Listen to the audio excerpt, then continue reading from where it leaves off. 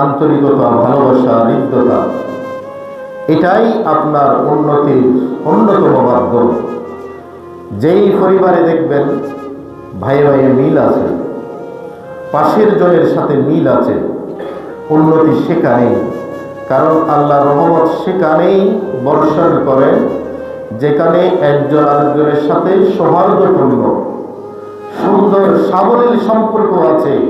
আল্লাহ সেখানে রহমত দেন, জোরে বলে সুবহানাল্লাহ। আর যেখানে হিংসা বিদ্বেষ আছে সেখানে নিয়ামত যেটা আছে সেটাও আল্লাহ আস্তে আস্তে ধীরে ধীরে তুলে নিলেন, জোরে বলি নাউজুবিল্লাহ। এই জন্য আল্লাহ নবী বলেছেন, আল্লাহ নবী ভাই ভাইয়ের সম্পর্ক ডেভেলপ করার পক্ষে, দুইজনের সম্পর্ক বিনির্মাণ করার পক্ষে আল্লাহর নবীর অবস্থান।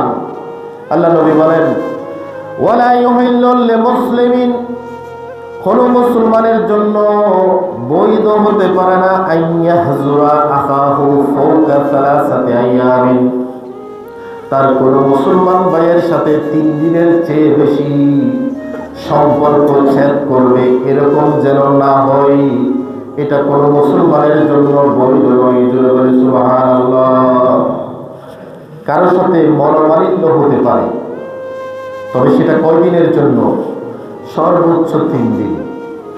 3 দিন পর্যন্ত আপনি মান অভিমান দেখাতে পারেন।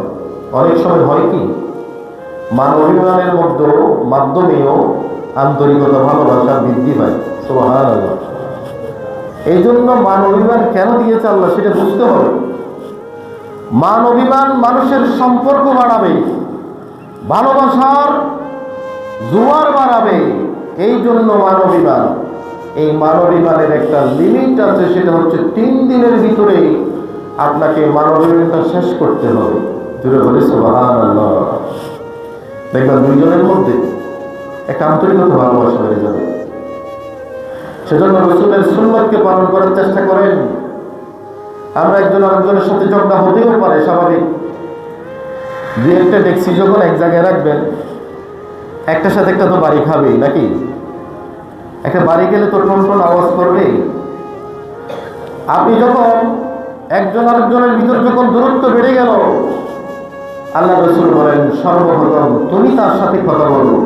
এটা রাসূলের সুন্নাত, জোরে বলে সুবহানাল্লাহ। তোমার ভাই তোমার দিকে হাত বাড়াচ্ছে না, অসুবিধা নাই, রাসূল আগে বাড়িয়েছেন হাত, আগে তুমি তাকে সালাম দাও, তুমি সবার চেয়ে এগিয়ে যাবা, জোরে বলে সুবহানাল্লাহ। এজন্য বলা হচ্ছে যারা আগে সালাম দেয় ওই মানুষগুলোর অন্তর সুন্দর, ওই মানুষগুলোর অন্তর নরম। কোনো মানুষকে যদি হিংসা বিদ্বেষ থেকে বেঁচে থাকতে চায় তাহলে সে যেন আগে সালাম দেয়। সুবহানাল্লাহ। আগে যিনি সালাম দেন তিনি নিশ্চিত তার অন্তরের মধ্যে কোনো হিংসা নেই, তার অন্তরটা নরম, পরিষ্কার। এই মানুষগুলোকে